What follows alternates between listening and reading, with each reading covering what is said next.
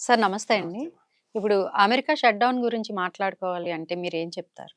So, America shut down అంటే కొంచెం background మనం ఇండియాతోని కంపేర్ చేద్దామా? ఎందుకంటే అవి 2 కంప్లీట్‌లీ డిఫరెంట్ వర్డ్స్. ఒక different both are big nations. Hmm. But their words we use are different అన్నమాట. సో, ఇండియాని ఫస్ట్ మాట్లాడదామా?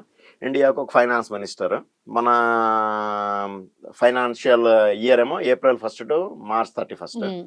వాళ్ళది కూడా బడ్జెట్ ఉంటదమ్మా. కానీ పార్లమెంట్ ఇట్లా ఫైనాన్స్ మినిస్టర్ ఓన్లీ మన మెజారిటీ ఉన్న దగ్గర పాస్ చేసుకోవడానికి ఉండదన్నమాట. హ్మ్. సో వాళ్ళదేమో కొద్దిగా డిఫరెంట్ ఉంటుంది. సో మనం ఒక్కసారి నేషనల్ బడ్జెట్ ట్యాక్స్ కలెక్షన్ అంతా వచ్చినాక నేషనల్ బడ్జెట్ లో వాళ్ళు దేనికి ఇన్ఫ్రా దేనికి అలాట్ చేసిండ్రు, సాలరీలు, పెన్షన్లు దేనికి హ్మ్. అలాట్ చేసిండ్రు అన్నది కంపల్సరీ మనకు మార్చ్ ఏప్రిల్ 1 అంటే మనం జనవరి ఫిబ్రవరిలోనే మనకు బడ్జెట్ పాస్ అయిపోతుంది. Regular okay. బడ్జెట్ పాస్ అవును. అయిపోతుంది. మార్చ్ 1 నుంచి ఇంప్లిమెంట్ అవుతుంటది.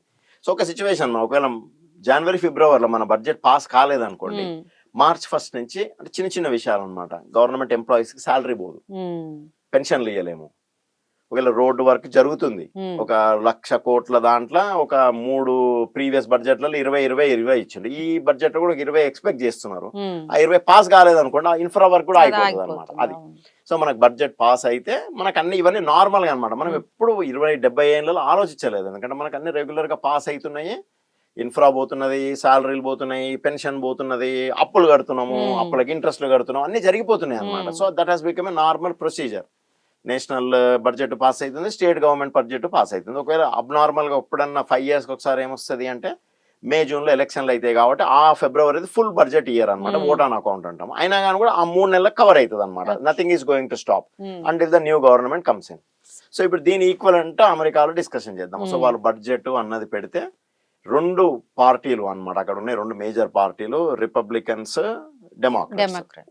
దాన్ని అప్రూవ్ చేయాలి. మన ఇండియాలో హ్మ్. లాగానే ఇప్పుడు బీజేపీ గవర్నమెంట్ ఉంది. ఆటోమేటిక్ గా బీజేపీ ఫైనాన్స్ మినిస్టర్ పెడితే మనం ఎప్పుడు ఆలోచించామన్నమాట. హ్మ్. బీజేపీలోనే ఎవరైనా ఎంపీ దాన్ని అపోజ్ చేస్తాడు అన్నది. అక్కడ ఏంటంటే అందరికి ఫ్రీడమ్ ఉంటుంది అనమాట. ఇప్పుడు ఒకవేళ 100 మంది వీళ్ళు 100 మంది వీళ్ళు ఉన్నారు హ్మ్. అనుకోండి.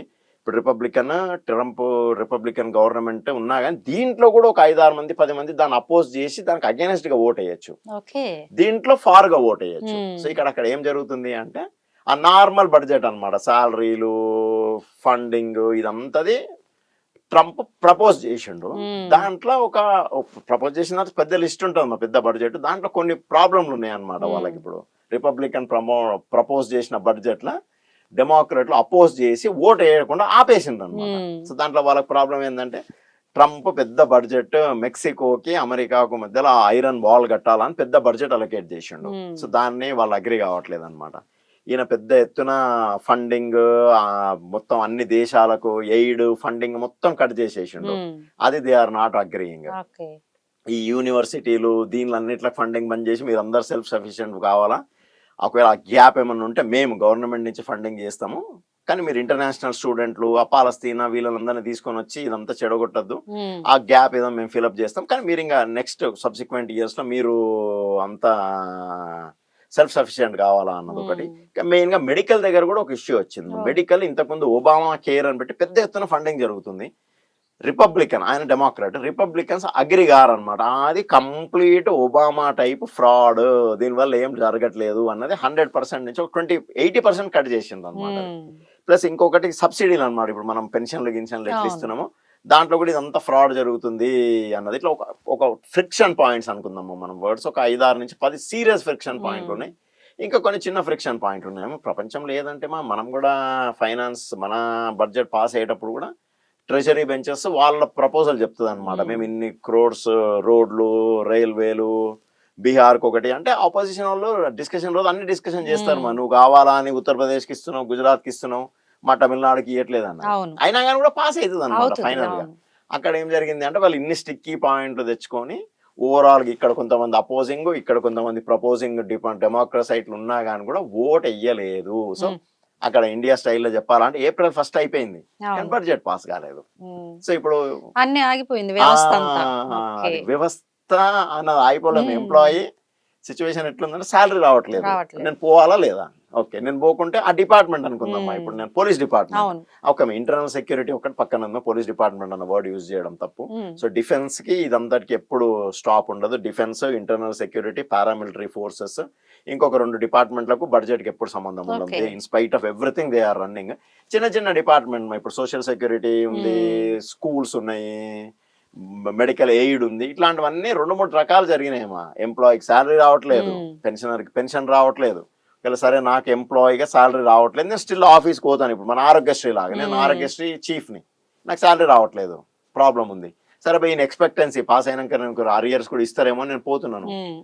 నాకు ఆరోగ్యశ్రీ ట్రస్ట్కే బడ్జెట్ లేదు. మ్మ్. నేను బడ్జెట్ లేనప్పుడు నేను పోయి ఏం చేస్తాను అక్కడ? Patients, అట్లా నేను మ్మ్. పని చేయలేను. వాళ్ళ దగ్గర నుంచి నాకు ప్రెషర్ ఉంటుంది. ఇప్పుడేమో ఆ హాస్పిటల్ పని చేయట్లేదు, సో వాళ్ళు పేషెంట్లను తీసుకోవట్లేదు. ఇట్లా అంతా రిపుల్ ఎఫెక్ట్ అవుతుంది అనమాట. మ్మ్. రిపుల్ ఎఫెక్ట్ అయితే ఒక దేశాన్ని ఒక సార్ట్ ఆఫ్ సెమీ స్టాండ్ స్టిల్లోకి వచ్చిందనమాట. ఇప్పుడు ఇంకా ఇంపార్టెంట్ అదేంటే వీసా స్టాంప్ చేసేవాళ్ళు, మనం వీసా అప్లై చేస్తే చూసేవాళ్ళు, వాళ్ళకి కూడా శాలరీ రావట్లేదు అనమాట. Strictly internal security is excluded. మ్మ్. కానీ ఇట్లాంటి కొన్ని ఉన్నాయన్నమాట. సో దేశ భద్రతకు కూడా ప్రాబ్లం వచ్చే పరిస్థితి ఉంది. సింపుల్ విషయాలు, పెన్షన్లు, ఓల్డ్ ఏజ్ పెన్షన్లు, సబ్సిడీలు, మామూలు ఇన్ఫ్రాస్ట్రక్చర్ రన్నింగ్, ఇవన్నీ కూడా మ్మ్. ఆల్మోస్ట్ ఆగిపోయే సిచ్యువేషన్లు ఉన్నాయన్నమాట. ఇప్పుడు అందరు నిజంగా నాకు శాలరీ రాకుంటే నేను ఇంట్లో కూర్చుంటా అని అందరు ఆల్ టైప్ ఆఫ్ ఎంప్లాయీస్ అనుకున్నారు అనుకోండి, hmm. It will be in serious trouble అనమాట. మ్మ్. ఇంకా ఇప్పుడు దేశం ఎందుకు రన్ అవుతుంది అంటే శాలరీ రాకున్నా కానీ everybody is going to their department in the anticipation అనమాట. మ్మ్. గవర్నమెంట్ ఉంది, పైసలు ఉన్నాయి, it is just a friction. Hmm. రేపు ఎప్పుడైనా రిలీజ్ అయినప్పుడు మనకు అరియర్స్ ఏదో వస్తాయి. In nationalism whatever it is, they are going and keeping the departments running అనమాట. ఒకసారి అందరూ ఆగిపోతే పరిస్థితి ఏంటి? అది అంటే ఆగిపోతే అంటే ఏంటంటే ఒక 3 నెలలు అయినాక మీకు కొద్దిగా హోప్ తక్కువైంది అనుకోండి, మీరు ఇట్లా కొట్లాడుకుంటుంటే మనుషులు పోవడం 50%, 60% కంటే తక్కువ డ్రాప్ అయింది అనుకోండి. 10 మందిలో ముగ్గురే పనిచేస్తుంటే డబ్బులు లేకున్నా శాలరీ లేకున్నా పనిచేస్తున్నా department it is not going to అనమాట. సో వేరియస్ డిపార్ట్మెంట్లు అన్ని ఎఫెక్ట్లు అవుతున్నాయి, వేరియస్ ఫండింగ్ అంతా స్టాప్ అవుతుంది. సో ఇంకోటి మాది డబ్బులు ఏంటంటే గవర్నమెంట్ నుంచి బయటికి రావాలమ్మా. ఇప్పుడు మనకు 45 lakh crore మన నేషనల్ బడ్జెట్ ఉంటుంది. మ్మ్. ఒక April 1 నుంచి April 30 వరకు నీకు డబ్బులు రిలీజ్ కాకుండా ఉంటే మళ్ళీ దాంట్లో ఇంకొకటి ఎఫెక్ట్ అవుతుంది. నువ్వు 1 month లేట్గా ఇచ్చినావు అనుకోండి budget, end of next year మిగిలిపోతుంది అనమాట. ఖర్చు పెట్టడానికి టైం లేదు అన్నది. అవును. అదొకటి వస్తుంది. నీకు హడావిడిలో ఖర్చు పెడితే ప్రాబ్లం అవుతుంది. ఈ 1 month అంతా ప్రాబ్లం అయింది అంటే నీకు ఆ జీడిపి మీద కూడా రిపిల్ ఎఫెక్ట్ వస్తుంది అనమాట. సీరియస్ గా రిపిల్ ఎఫెక్ట్ వస్తుంది అనమాట ఇవన్నిటి మీద. మ్మ్. సో వాళ్ళు యాక్చువల్ గా తొందరగా కూర్చొని సార్ట్అవుట్ చేసుకోవాలమ్మా. అంత పెద్ద దేశము, 250 years డెమోక్రసీ, అందరు ఉన్నారు. ఆ చిన్న దగ్గర తీసుకొని రావద్దమ్మా. మన దగ్గర కూడా Rahul Gandhi Congress doesn't agree with BJP, BJP doesn't agree with Congress. So అక్కడ మీరు ఈ మధ్య పార్లమెంట్ లో నేను 11 ఏళ్ళలో ఎప్పుడు ఏదైనా డిబేట్ సరిగ్గా జరుగుతుందన్న చూడలేదు. సో డిబేట్ సరిగ్గా జరగకుంటే పార్లమెంట్ యాక్చువల్ పని లా పాస్ చేయాలి, లా తీసుకొని రావాలి, లా చదివి డిస్కస్ చేసి పాస్ చేయాలి. సో మధ్యలో 2 జరగట్లేదు. లా తీసుకొస్తున్నారు, చదివి డిస్కస్ చేయట్లేదు, పాస్ చేస్తున్నారు అట్లా. సో వాళ్ళది ఏంటంటే మనము కొట్లాడుకుంటున్నాము అన్నదాన్ని జస్ట్ అనమాట. ఇప్పుడు మోదీ గవర్నమెంట్ 3-4 ముక్కలు చేయాలా అనమాట. తీసుకొని రావాలి, నీట్ గా డ్రాఫ్ట్ చేసి కరెక్ట్ గా పనికొచ్చేటట్లు తీసుకొని వచ్చి టేబుల్ చేయాలా, డిస్కషన్ చేసి సజెషన్లు తీసుకొని పాస్ చేయాలి. ఇప్పుడు డిస్కషన్ లేదు, సజెషన్ లేదు, సో పాస్ అయితే చేసుకుంటున్నాం. So country is running, laws are being passed. వాళ్ళు ఎప్పుడు అగ్రిమెంట్ లేకున్నా గానీ ఫైనాన్స్ బిల్ ఈజ్ గోయింగ్, మన ఎప్పుడు బ్రేక్ రాలేదు. అంత సీరియస్ గా వాళ్ళ దేశంలో కూడా ఎప్పుడు ఇంత సీరియస్ గా బ్రేక్ రాలేదమ్మా. ఇంత డిసగ్రిమెంట్ అయ్యి బ్రేక్ ఎప్పుడు రాలేదు. వాళ్ళ మొత్తం 250 year హిస్టరీలో పోతే 1-2 సార్లు జస్ట్ కొద్దిగా లేట్ అయ్యి డిస్కషన్ వచ్చింది, బట్ దే ఇమీడియట్లీ పాస్డ్ అనమాట. కానీ ఈసారి మాత్రం సీరియస్ గా వీళ్ళు ఈయన చేసే, ట్రంప్ చేసేది వాళ్ళకి కూడా నచ్చట్లేదు. Some people in their own party or not able to agree. So we hope not only in the interest of America, in the interest of the whole world తొందరగా అది బ్రేక్ అయ్యి వాళ్ళు కామ్ అయ్యి వాళ్ళ ప్రశాంతంగా నడుస్తుంటాం. ఎందుకంటే ప్రపంచానికి అంతా రిపిల్ ఎఫెక్ట్ ఉంటుంది అంటే బ్రేక్ డౌన్ అయితే. ఈ పరిస్థితుల వల్ల మధ్యంతర ఎన్నికలు వచ్చే ఛాన్సెస్ ఉంటాయి? లేదు, అంత లేదు. అంత మధ్యంతర చిన్నగా డిస్కషన్ చేసుకోవాలి. హీఈస్ గోయింగ్ టు బి, ఆయన మంచి మెజారిటీతో గెలిచిండు. 4 years ఎవరు ఏం చేసినా ఉంటాడు. ఇంపీచ్మెంట్ అన్నదే ఒక ప్రొసీజర్, కానీ అంత దూరము పోయే పరిస్థితి లేదు. ఎందుకంటే ఇప్పుడు డెమోక్రాట్ల సిచ్యువేషన్ కూడా బాగాలేదు అనమాట. ఇట్లా ఇండియాలో కాంగ్రెస్ సిచ్యువేషన్ బాగాలేదు.